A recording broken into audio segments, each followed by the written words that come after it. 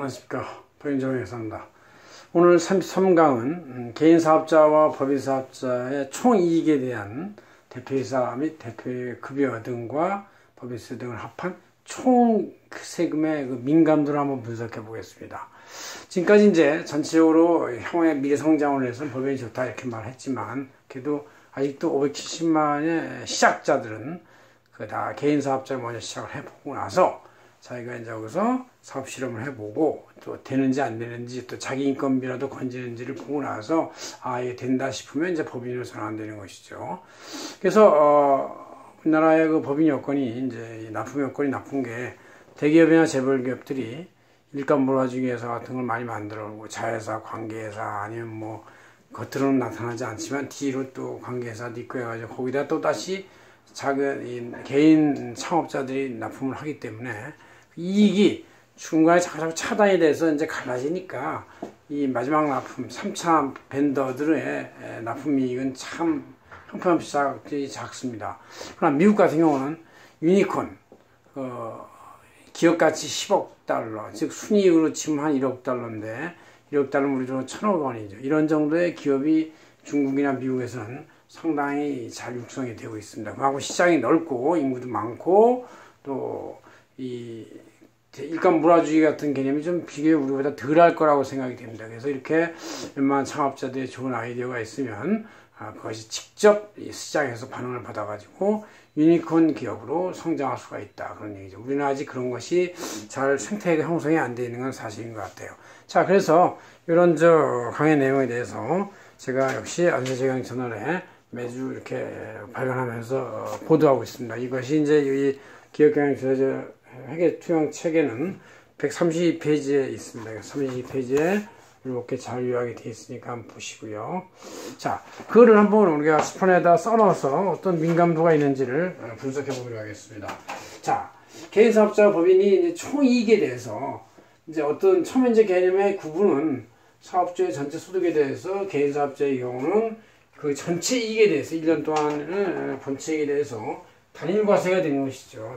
단일 누진세율로 단일과세가 되면서 누진세율로 과세가 되는데, 법인의 경우는 대표이사의 급여를 먼저 비용으로 빼고 나서 난 법인 순이익에 대해서 법인세만 과세하고 일단 이연시키는 것이, 법인세만 과세하고 개인소득세는 배당하지 않으면 계속 미래로 이연되는 거니까 그것도 이연 효과가 있다, 그런 얘기죠. 그 다음에 이제 배당소득세는 개인사업자에게는 전액이 사업소득으로 빠져나가고 또 다 쓸 수 있으니까 배당이라는 개념이 없어요.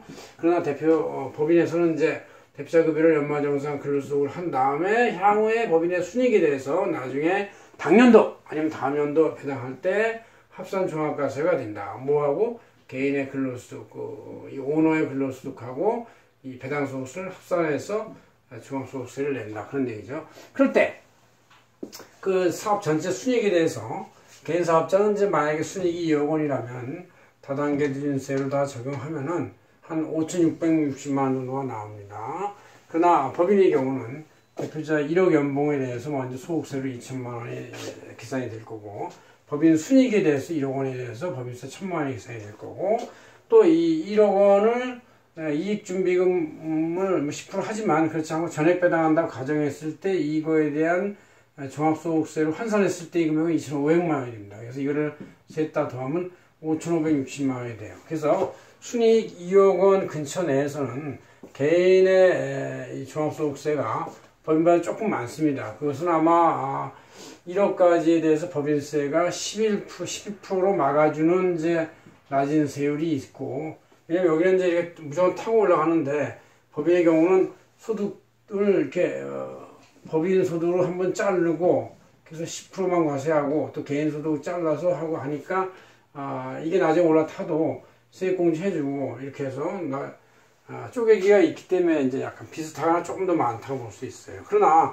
순이익이 4 내지 5억 단계에 있을 때 한번 분석을 해보면 순이익이 5억 원에 대한 종합소득세는 뭐 이것도 역시 단일과세로 누진세로 그냥 당장 적용되니까 1억 7천 정도가 됩니다. 1억 7천.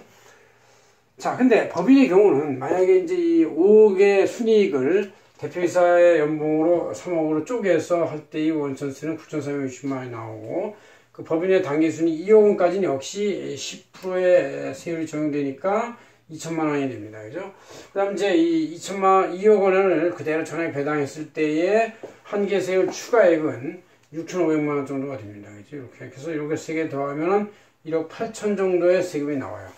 그렇게 되면 이제, 이 순이익 5억 단계에서는 개인 사업자의 총 세금보다 법인 사업자의 총 세금이 이제 늘어나는, 즉 4억부터는 이제 법인 쪽이 조금씩 더 늘어난다 이 얘기죠. 그럼 왜냐하면 2억까지는 10%의 세금에 대해서 11%의 세액공제 해줌으로 인해서 개인과 법인 단계의 이중과세가 완전히 없어져서 이 개인 사업자나 이거나 똑같은 세율 구조를 갖게 되는 거와 효과를 갖게 되는데 이 2억 이상부터는 이 당기순이익에 대한 세율 2억 초과에 대해서는 이제 10%가 아니고 20% 주민세까지 치면 22%가 되니까 22%임에도 불구하고 세액공제는 11%를 해주니까 즉 22%에서 11% 뺀 나머지 11%에 대한 세액공제는 없습니다. 그래서 이제 이중과세, 법인 단계의 법인세하고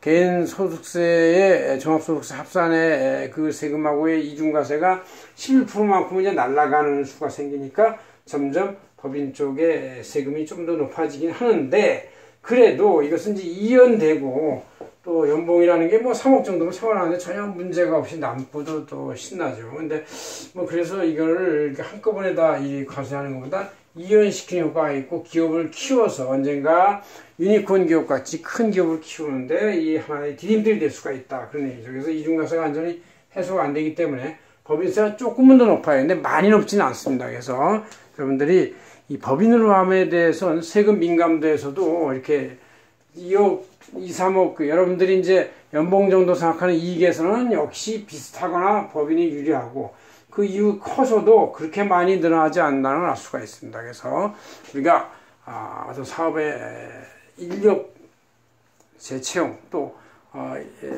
일자리 창출 또 본인이 더욱더 사업의 규모를 1라인, 2라인, 3라인 같이 여러 가지 라인을 크게 확장을 할 때 이런 개인 사업자는 뭐 장소를 하나 더 하려면 딴 곳에 하면 지점을 할 수가 없어요. 공장으로 늘어날 수가 없고 또 다른 사업자 등록을 해야 되는데 법인의 경우는 그 법인의 자회사 아니면 그 법인의 지점 아니면 공장 사업 별도의 사업자 이런 식으로 이제 그 개념을 법적으로 다 키울 수 있게 돼 있으니까 법인이 세금도 크게 민감하게 증가하지 않으면서도 조직 확대할 수가 있다 이렇게 볼 수가 있습니다.